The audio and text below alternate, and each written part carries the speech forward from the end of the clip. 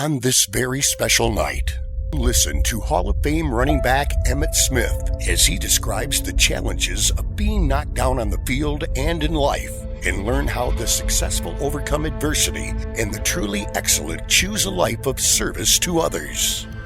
And now, ladies and gentlemen, please welcome to the stage, Emmitt Smith.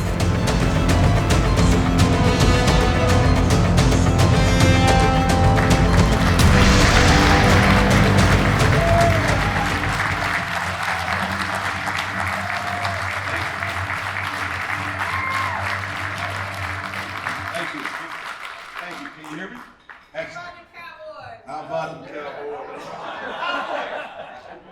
Oh man, it's truly an honor to be here in Rochester, New York. It's been a long time since I've been up here. Matter of fact, this is the first time I've been this far north since the pandemic. So I'm honored that you reached out to me to come in and just share a little bit about my story and to not only witness what you're doing in this community, the lives that you've actually transformed. Oftentimes I get asked, Emmitt, how did you get to this place? And what I want to share with people is this. I'm not going to share the whole entire story, but it is part of my destiny, if you will, to be where I am today. Many young people don't know where you're going, but you have to get on the journey and you have to start someplace. And for me, that journey began many, many years ago when I was 6, 7 years old. And I was sitting on the floor with my father. He was watching the Dallas Cowboys play the New Orleans Saints. I was watching the same game. He had his friends over. Y'all know the drill. Everybody's over on the Sunday watching games, and everybody's having a great time. And I'm sitting here watching the enthusiasm that they're showing for this actual sport called football, and I'm loving it too. And I turned to my dad and I said, one of these days, I want to play professional football. And I want to play for the Dallas Cowboys. See, life begins with a vision. How do you see yourself? What do you see yourself doing? But also within that process of that vision, in terms of trying to achieve whatever your destiny may be, you have to go through the process of life. And it's the process of life that makes things very challenging. And it's your mentality that gives you the ability to overcome obstacles if you truly believe and passionate about whatever it is that you're trying to achieve. And so I began that process and that journey at the age of 8. I wanted to go out and play football, and I wanted to be just like the guy that I saw on television, Roger Staubach. Why not?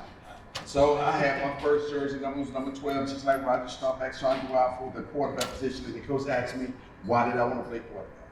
I said, Coach, I want to play quarterback for 3 reasons. 1, they touch the football more than every player on the football team. 2, they get paid more than every player on the football team. And 3, all the ladies love the quarterback. So why not play that position? And so I started out playing quarterback position. I drove to the right, take off running for a touchdown, rolled to the left, take off running for a touchdown. I don't think I threw out one pass that game. But that was the beginning of my career. And then this thing called change. And we all experience what change is all about, and you have to learn how to deal with change. And one thing I love about my sport, it has taught us how to adjust to changing times. Oftentimes, adjusting and changing can be very difficult. And the reason why is because we don't know what's on the other side. Because we think we're in control of everything, which we're not. The reality of the fact is, if you learn how to, and as a football player, this is what I love about what I did, and what I love about God gave me the vision and the peripheral vision to see the entire football field. Troy Aikman lined up there about 7 yards ahead of me. He saw what he saw. But I lined up 7 yards deep, and I got a chance to see the whole defense. So we see things from different perspectives. And as I was a runner, I was given so much credit about my vision and my ability to make people miss. And so change and adjusting broadens your perspective. If you stay in the 4-corner block, that's all you want to ever know. If you expand your horizon and start to understand what the whole entire city looks like, now you have a city versus a local neighborhood. And if you get outside of the state and happen to have the opportunity to travel around the country, now you get a country view. And if you go around the world, you have a world. And having all of those perspectives will influence how you interact with each other, how you see each other. It gives you an opportunity to learn different things.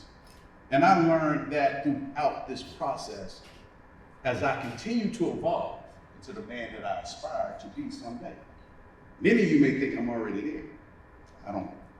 I'm steady going. There's so many more things for me to learn and grow. So adjusting and not being so singly focused and committed just on that one thing is one of the things that we as athletes have to learn how to do. You as an individual have to learn how to do it as well. Here's the beautiful thing. Many people find the pandemic as a challenge. Guess what I found it as? An opportunity.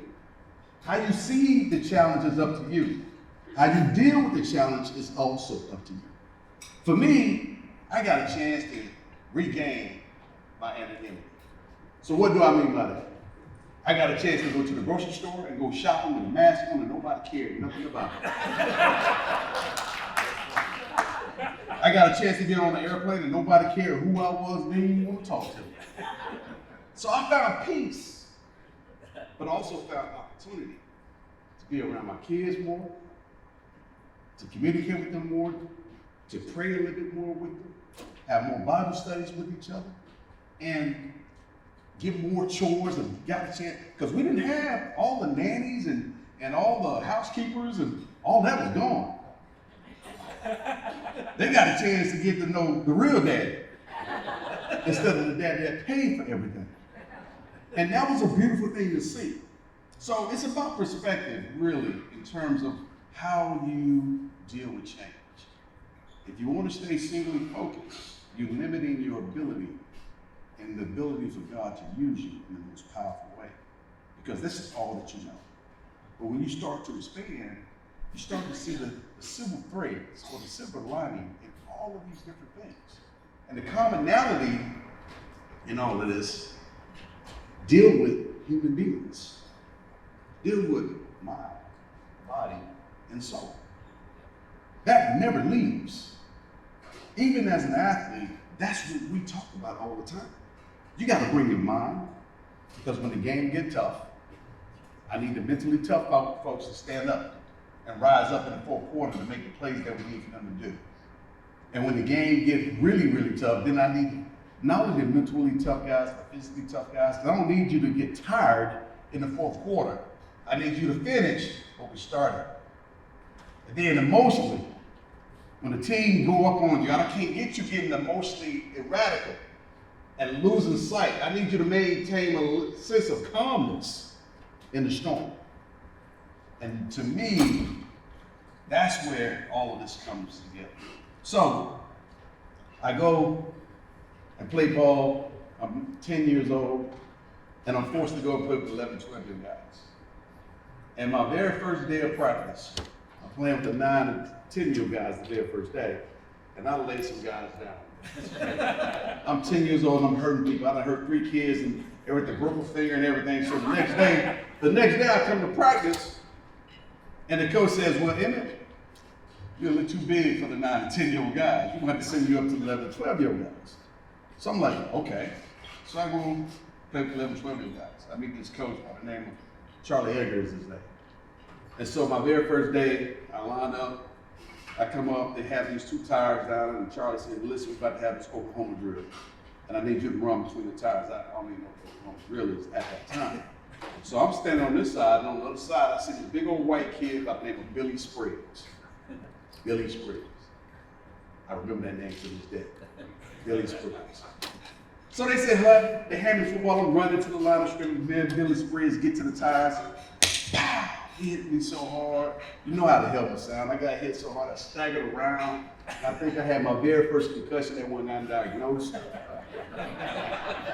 And the coaches and everybody jumping around, patting you on the helmet, all excited about what they just seen and what they just witnessed. And they happy for Billy, they also happy for me, I think. And they asked me to do it again. And I'm like, Coach, I don't want to do this no more.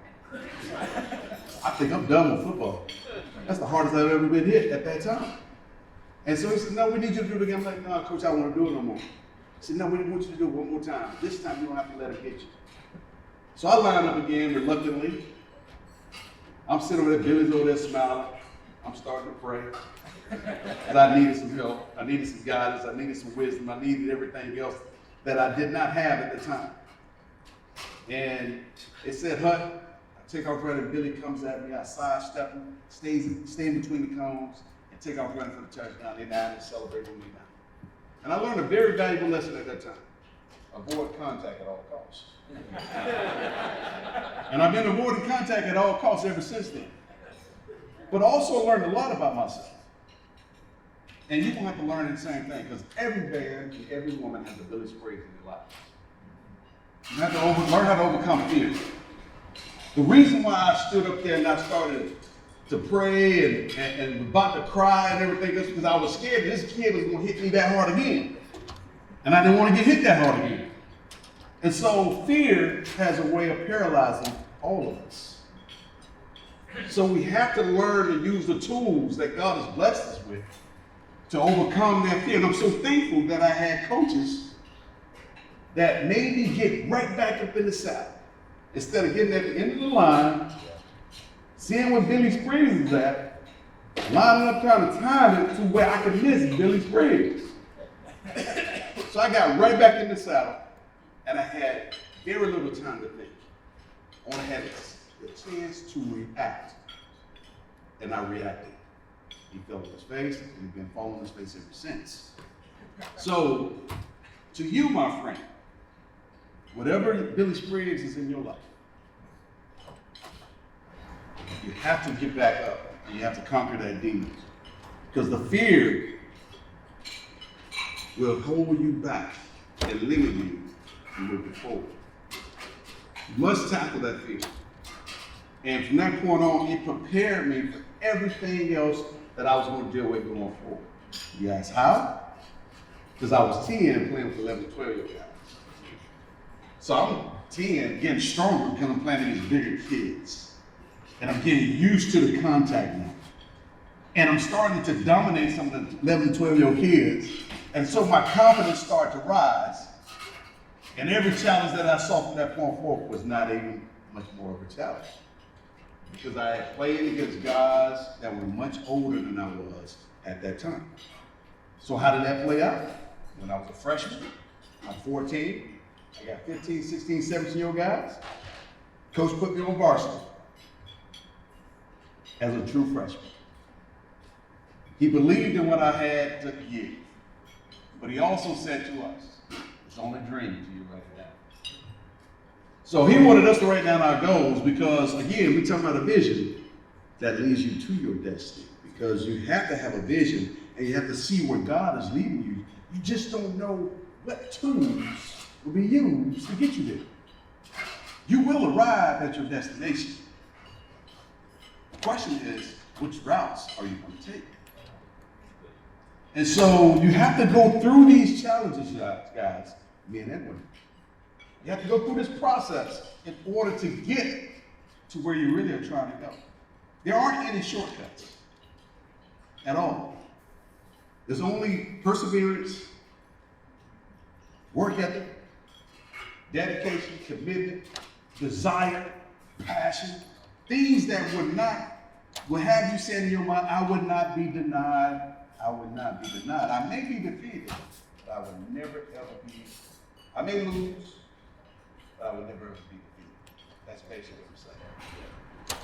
And so Dwight gave us all of these tools, and I use these tools. I start writing down our goals because our high school wanted to become state champions. We didn't know how to become state champions until we started writing down these goals. So having a vision board, having the goals. See, I was doing my goal setting back in the day before it became this fancy term called vision boards. Now they're vision boards. All it is goal setting. But you also got to figure out the process of making these things happen. And along the way, as God would say, your talent will make room for you. Your talent would open up doors that you never thought would even be open. As athletes, I've been in rooms that I never thought I would even go in. Anybody here ever been to the White House?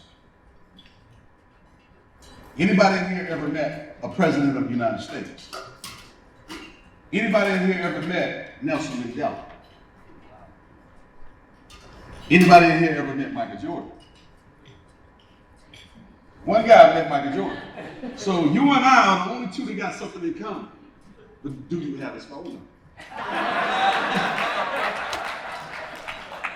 And I say that humbly because your talent will make room for you as long as you're doing what you need to do.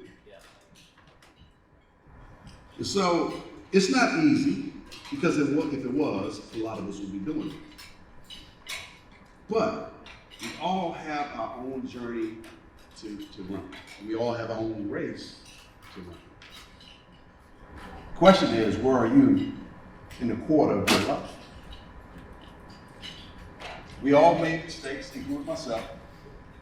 But through my sport, it's taught me how to pick myself up, dust myself off, and keep moving forward.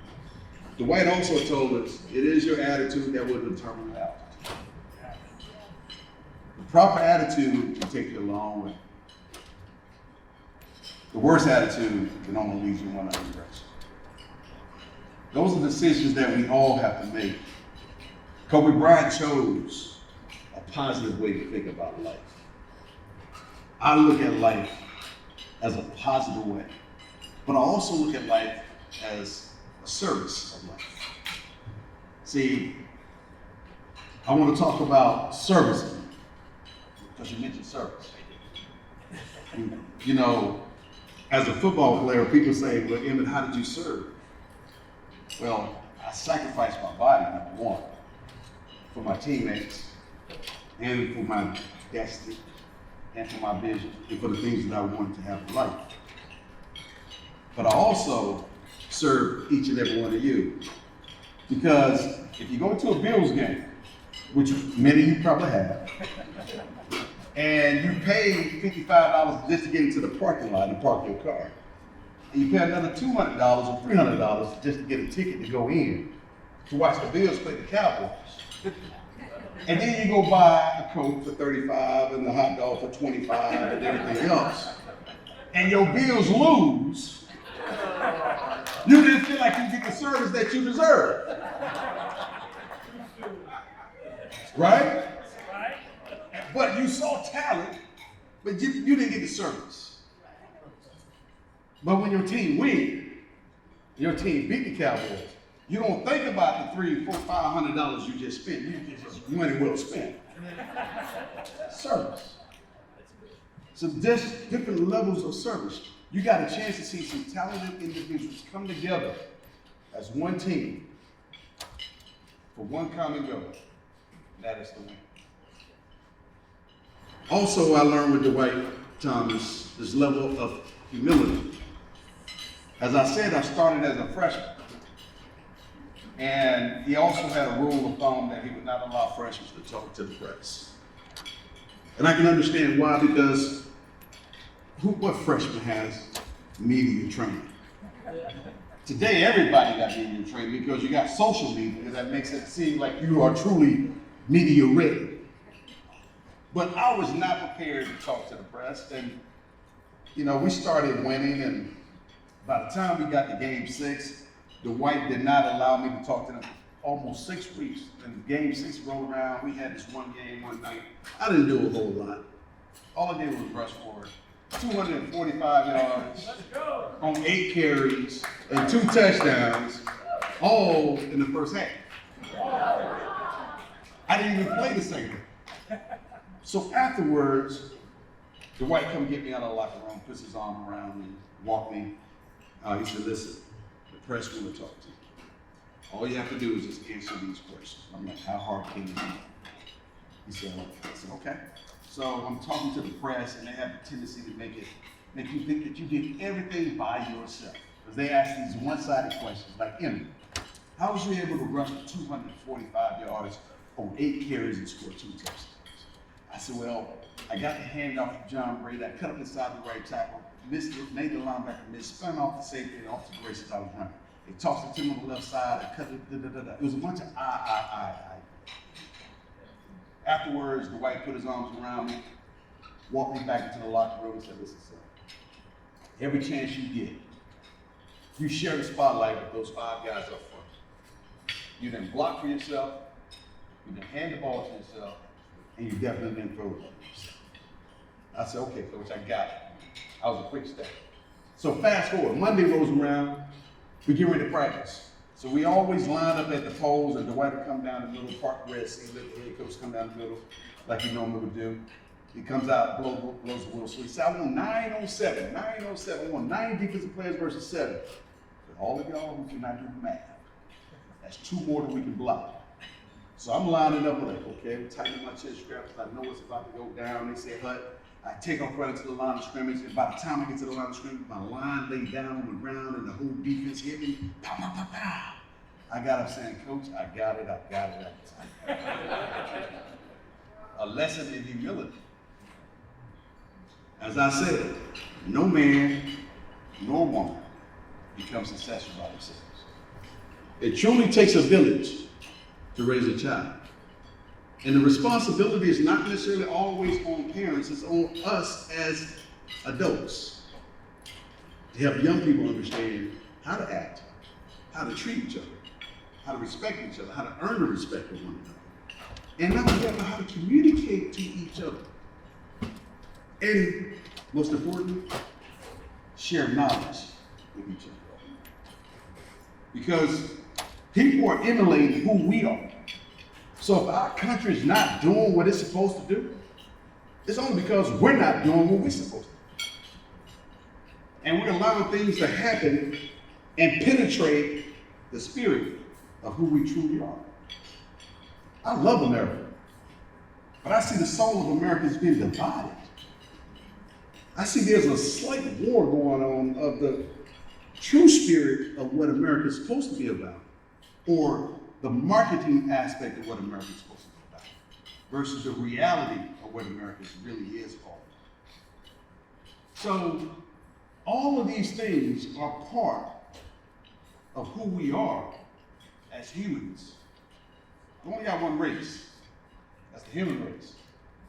We all have a spirit. Can we bring all these spirits to commonality? Not all the time. But can we just get them just to align some way, shape, or form and trust and believe in the things that are right? Simple things that are right. Some things we should never, ever argue over.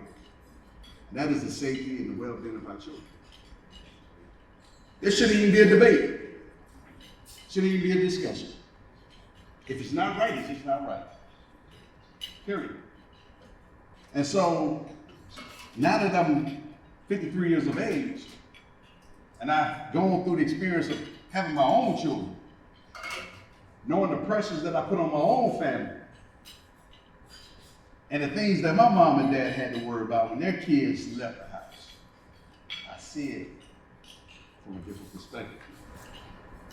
I come to learn and have great appreciation of a daddy that's working 9 to 5 or 9 to 11, or a mom that's working 14-hour days as a nurse or whatever she's doing, or even a single parent that's raising 2 boys or 3 girls or whatever they're raising, and they're making it work. So there's no reason why some people say it's just too hard. Because you got a lot of moms in here. You got a lot of dads in here that are making it work with the support of organizations like this. And so, success is not reserved for just athletes. It's not. It's there for each and every one of you who wants it, willing to fight for it, willing to pay the price for it, willing to run through the fire to get it. And notice I say go through. I never say stop. I never say begin. No, you go through. We're going to continue to go through. We just came through a pandemic. Again, on the other side of it as well. Just like Moses and them parting that Red Sea. They went through to get on the other side to the promised land. Are you going to go through your situation? Or are you going to allow your situation to hold you back? Those are questions that you all must ask. I know what I'm gonna do. But I can't speak for you. I can't live for you. I can't do things that you want to do for yourself. Because you are the one who have been chosen to do what you're doing and what you've been called to do. You see, when I got to 2010, and I had the opportunity to reflect for the first time in God knows over 20-some odd years of my football life. And I'm getting ready to go into the Hall of Fame, and I spent 6 months writing my goals down. And 6 months of writing down my Hall of Fame speech. And I got a chance to reflect all the way back to that child sitting on that floor, telling his father, one of these days, I'm gonna play professional football, and I want to play for the Dallas Cowboys. Right then and there, not only did I see what I was able to accomplish, but I saw the hand of God on me the whole entire time. Here's how I know. Because those dreams that I had, as I moved through the ranks of high school and got into college, they started to materialize themselves along the way. In high school, I was Gatorade National Football Player of the Year. Gave me an opportunity to go to Pasadena, California, y'all, in 1987. 87. I'm a senior in high school, 17 years old, 2 first-class tickets, flying to Pasadena, California to watch my very first Super Bowl. My best friend Johnny Nichols and I go out there. Everything is paid for. First-class tickets. I mean, we had a ball, and California was as beautiful as advertised. Women was gorgeous, all of that. And the bag chips. And as we walked into the stadium, we saw every celebrity you can possibly imagine. I saw O.J. Simpson before he lost his mind. So we're walking into the Rose Bowl. And where I'm from, I'm from Pensacola, Florida, which is in the northwest panhandle of Florida, right on the Gulf Coast. So the Southeastern Conference is my conference. And at that time, young people, you might not know this, but at that time, nobody in the SEC would ever have a chance to play in the Rose Bowl. It was only there for the Pac-12 and the Big Ten. That's where they matched up at. So, I'm coming to the Super Bowl. Johnny and I sitting up in the stands, and we're watching the Denver Broncos get their teeth kicked in by the New York Giants. And as it would, and I heard somebody say, man, this is like a childhood dream meeting. This is unbelievable. This is that. This is so exciting. That's how I felt sitting in the stands watching this game. And I turned to Johnny and I said, one of these days, I want to play in the Super Bowl. And I want to play in this stadium. Johnny turned to me and said, man, I hope you do. Because I sure want to come out here and party some more. See, success is there to be shared with the people that are near and dear to you. It's not just for you to take it and do whatever you want to do with it. It's there to be shared because opening up these windows of opportunities or exposing others to the things that you see help them also see what they can also become. Limited vision and limited view limits everybody's opportunities. But a bigger vision, a bigger perspective on life opens up the windows of opportunity. And so on that plane ride back from Pasadena, California, you won't believe who got on my plane ride back. Now, it wasn't OJ. But I'm sitting first class. Johnny's sitting next to me. And about this time, Jim Kelly from the Houston Gamblers gets on the plane and sits directly across from me. I lean over and I get his autograph.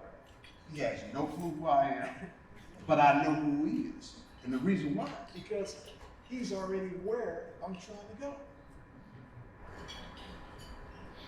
He gives me his autograph, very kind, drops him off in Houston, we go back home, boom. That's one. 87, remember that. Go off to college, my first year. We played Miami. Jimmy Johnson's on the other side, my freshman year. Jimmy Johnson over there with his hair perfect. Michael Irvin and the rest of the Miami Thug Nation over there killing us. Coaching staff. I was recruited by Miami and I turned them down, so they were mad at me anyway. And my freshman year in college, we go to a bowl game, and the bowl game is played in Hawaii. My first time ever going to Hawaii. And guess who I'm playing against? Playing against Troy Aikman. Playing against James Washington, Ken Norton. This is in '87. 3 years later, '88, Michael gets drafted by the Cowboys. '89, Troy gets drafted by the Cowboys. Jimmy comes in '89. 1990, I'm standing on the doorstep of making a decision to leave the University of Florida, not knowing where I would go. And people projected me to go in the top 10, yo. I thought I had at least 2 shots at it. 4 spot, Tampa Bay, which is only an hour and a half away from Gainesville, Florida. And they needed some help. They were losing. They needed to put some butts in seats, and I think I could help that, make that happen. Or I would go up in the northwest corner to Seattle, who had 2 picks. So that's draft day. My mom invites everybody in the neighborhood over to the house. Everybody in the neighborhood. I'm like, what happens if I don't get drafted? Who's gonna pay for all this food? So my nerves were shot on draft day. As the Lord would have it, we get to the 15th pick, and there's Cincinnati, there's Atlanta, there's Pittsburgh, and there's Green Bay. Dallas is nowhere in sight. So Chris Berman is talking about who's going to get picked because they had all these defensive players taken, only 2 offensive players taken ahead of me. And all of a sudden they start talking about Green Bay needing a running back. The guy asking, who is the guy on the board that Green Bay can use? Well, there's the kid from the University of Florida. I said, oh no. I can't go to Green Bay. It's too cold. I love cheese, but I love cheese on my grits. I really do. And about that time, out of nowhere, the Dallas Cowboys traded up to the 17th spot and selected me. That's 17th spot. That's miracle number 2. Now, I'm joining Troy, Michael Irvin, Jimmy Johnson, and the rest of the Miami Thug Nation out there in Dallas. Life begins with the vision. I meet Roger Staubach, Tony Dorsett, I meet all the legends. Your process of getting to where you want to go. Stay the course. Don't blame it. If it's for you, you have to put in the work. You have to. 3 years later, 93, 7 years, maybe 6 years from 87, we found ourselves in a Super Bowl in Pasadena, California. I'm walking through the tunnel, Michael's walking with me, and we both like, wow, this is big. I mean, our legs are just shivering because we're nervous, we're excited. This is the ultimate moment for us. And I look over there, Jim Kelly with the Buffalo Bills. He didn't know me then in '87, but he knows me now in '93. And I tease him about it all the time. And I'm up in the stands, I'm looking in the stands, and there's Johnny Nichols up there partying on me some more. My family's there. And that was the last time the Super Bowl was held in the Rose Bowl. The very last time. So I got my dream. I got the vision. I had it. And God blessed me every step of the way to achieve it. I also set my goals and did exactly what Dwight Thomas told me. Not only did I set the goals of becoming an all-time leading rusher, which I eventually ended up doing that as well, but we also won 2 more Super Bowls. 1 more against the Bills. And for all you Buffalo fans out here, let me just clear it up for you right now. We did not take nothing from you. We didn't. You gave it to us. You gave it to us. You want to know how you gave it to us? Need I remind you? You turned the ball over in the very first Super Bowl we played against you in '93 like 6 or 7 times. You put up 50-something points. Then we go to Atlanta, you do the same thing. It's not my fault. Matter of fact, you was winning at halftime in the Atlanta game. It's not my fault. I just did what God has called me to do, and we came together, and it was our own. People say, Emmitt, if Jimmy would have not been fired, how many Super Bowls do you think y'all would have won? What'd you say? No. I tell people like this, we won what God wanted us to win. If he wanted us to have more, we would have had more. So don't be thinking that you should have to have more than what you really are getting. Because what's for you is for you. What's for Tom Brady is for Tom Brady. That's what that is. That's what that is. So I look at him and say, there's no doubt he's the greatest quarterback in all football. Period. He has more rings than anybody, played longer than any quarterback in the history of the game. He's gonna play the game twice in one lifetime. And so, like I said, in 2002, I became the all-time leading rusher. I did write that down as a goal in 1990. I wrote down the goals of winning more than 1 Super Bowl. We won 3. I also met my heroes. Like I said, Roger Staubach. But the thing, sometimes God has a sense of humor that he would have you do things that you never dreamed about, never thought about. I mean, he has to have a sense of humor because what he did for me and have me doing Dance with the Stars, all that stuff. Sure. That right there was never on the radar. Never on the radar. But I'm going to talk about that in a minute, but I want to go back to what I was saying about writing down my speech and sending him God on me from my little boy to where I am today. So I walk in confidence knowing that my steps have been ordered. And I'm walking in my destiny. And I'm living my destiny every day of my life. I have no regrets. I have nothing but opportunity. And with that, I want to take full advantage of my talent and grow it and use it as much as I can to affect my life and me and Karen's life after the game just as much as I did while I was playing. But you also have to do the same thing for yourselves. Now, having fun along the way, yes, that's what life is all about. And writing down my Hall of Fame speech, for the first time I learned how to take some time to reflect. When you do that, you will see what God has brought a Charlie Hager into your life, or Eugene Warren, who changed me from the quarterback position because I couldn't throw, and put me back in the running back position. I've been running ever since.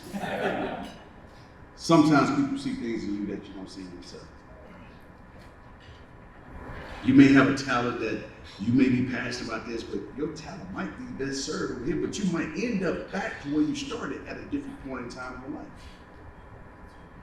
But that's part of expansion. That's part of opening your vision and trying new things, because you never know where it may lead you to. Now, trying new things, that's what Dancing with the Stars was for me. Trying something new.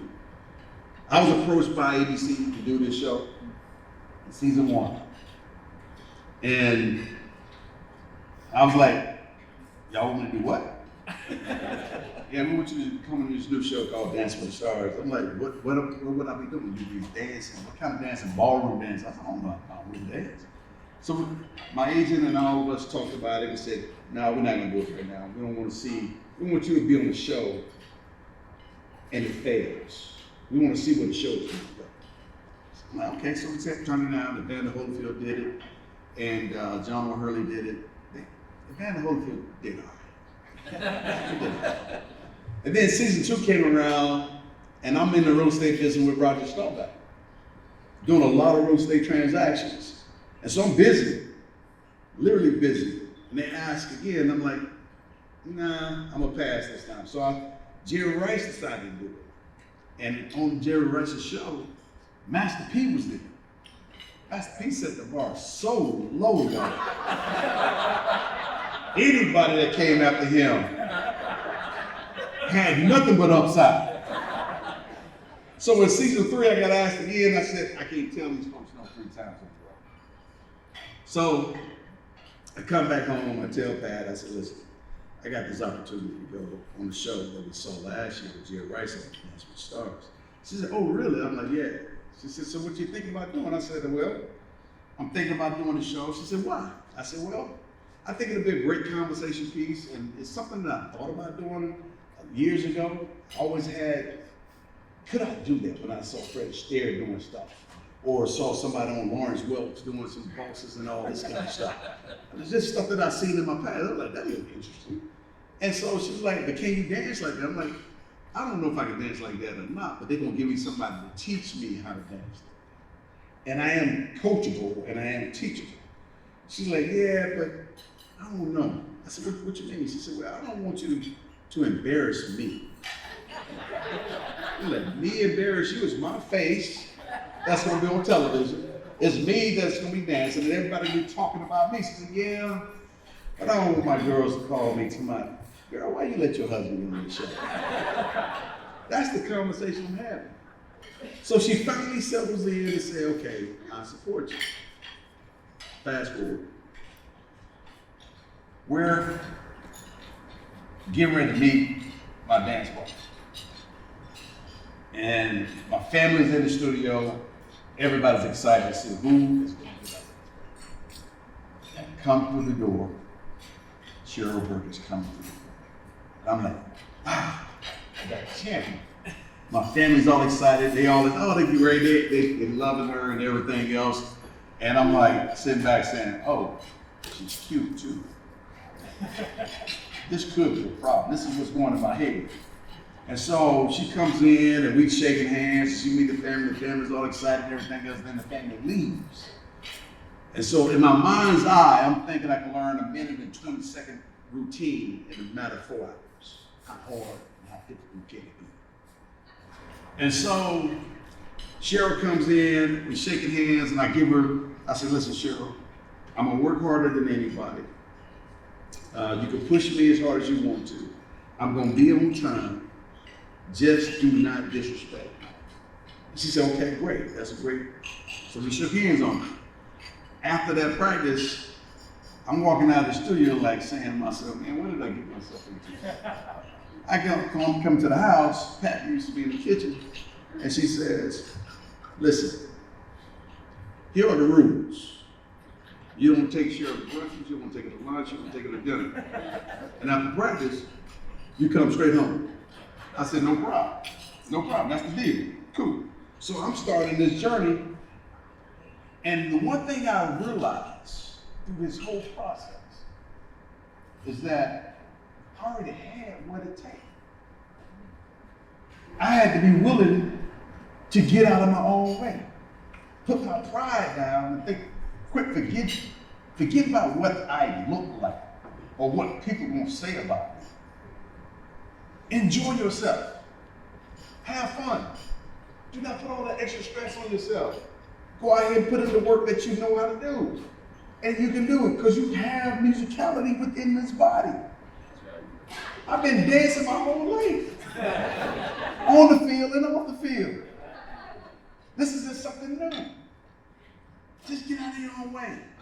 Then I said, Cheryl, this is how I learned this. Let's break this minute and 20-second routine down into 30-second intervals. Just like I did in football. Installation. Inside on, 7-on-7, team, individual drills, all of those things. And then we come together as a team and we all do it together. And so I took that knowledge from years of experience with me. You have in you what it takes to be successful. Yes, you have it. You have to apply it. It's not that different. To me, it's not. Maybe for others, you're like, yeah, Emmitt, you the all-time leading rusher. Well, I wasn't born the all-time leading rusher. I had to go through the process to get there. And it wasn't even guaranteed that I would even get there.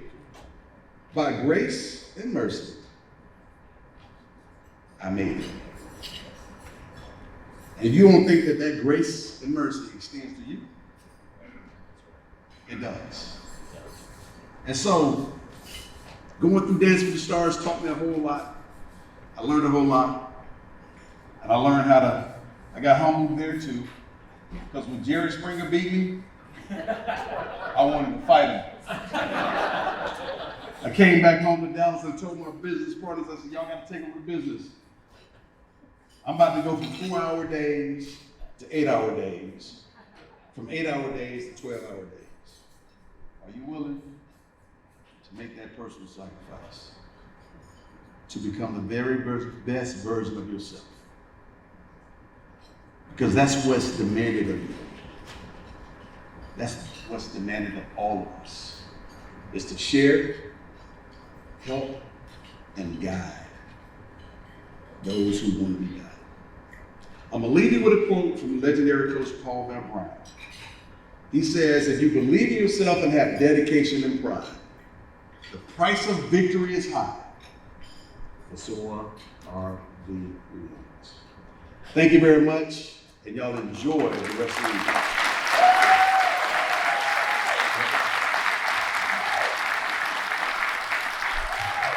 How about it for Mr. Emmitt Smith, the greatest running back of all time, one of the greatest speakers you're ever going to hear.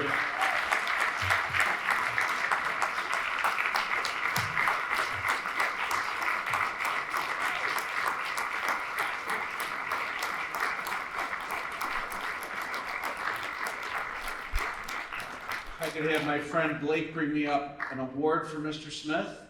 Yeah, Blake. You're going to bring up the correct award. And if I could, we were very fortunate to hear that. We were glad to have you here with us. We're blessed to have you here with us. I know you have other things to do, but we'd just like to present you this award before you have to take off. Pastor Steve, if I could.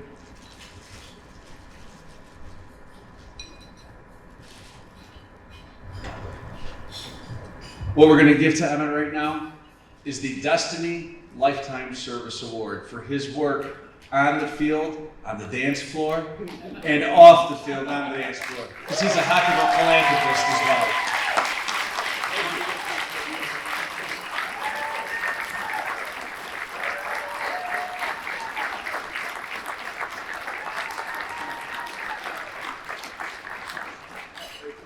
Thank you, guys. All right, I'll give it right in this box. This is like you, Bill, when you give out the Boy Scout awards. You have to give the box, too. I'm going to have Jolene from our friends over at the Hyatt, if she could come on up and escort Mr. Smith. I know he's got other things he's got to do. How about a round of applause again, though, for Emmitt as he takes off.